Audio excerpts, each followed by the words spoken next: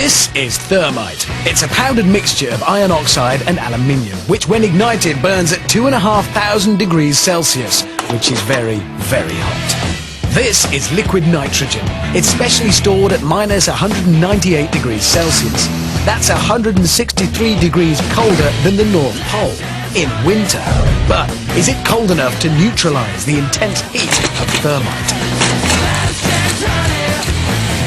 Packed into the slow-release mechanism of a garden flower pot, the thermite is ready for action.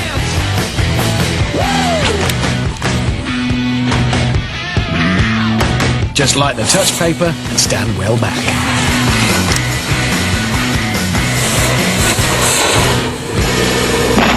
The fuse triggers the irreversible thermite reaction.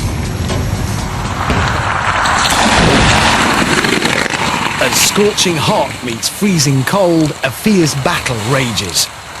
The smoke clears, and incredibly, nothing remains. As the thermite burns at 2,500 degrees, it releases a raging torrent of molten iron, which rains down upon the liquid nitrogen, boiling the glacial mixture away in a plume of vapour and melting the cylinder, leaving just a puddle of white-hot iron. A clear victory for thermite. So there you go, Dan. Adding something cold to thermite doesn't cancel it out. It just makes it angry. Thermite. You won't like it when it's angry. This is a car. It's been specially chosen to be destroyed because it's old, it's white, but more importantly, because it's French. The engine block is the densest part of a car. It's basically a huge lump of metal, and, well, it's very hard to melt.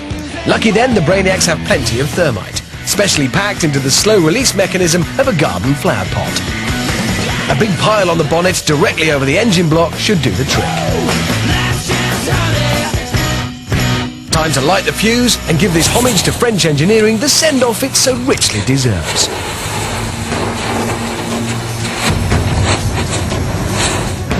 The irreversible thermite reaction begins.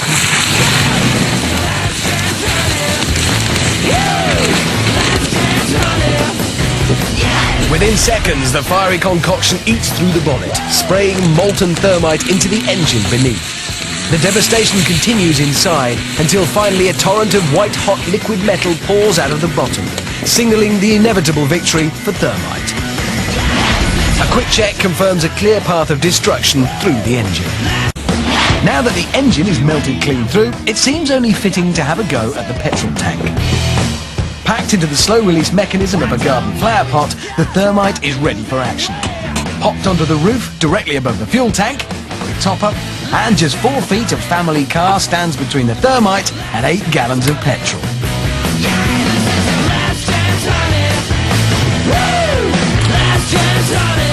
Light the touch paper and stand well back.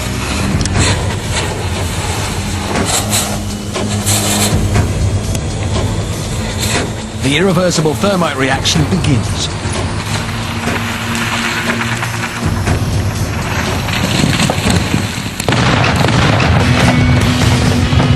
Thermite produces a stream of molten iron which melts through the car in seconds. Its 2,500 degree heat igniting the expanding petrol in a devastating fireball, leaving behind a car that won't be going very far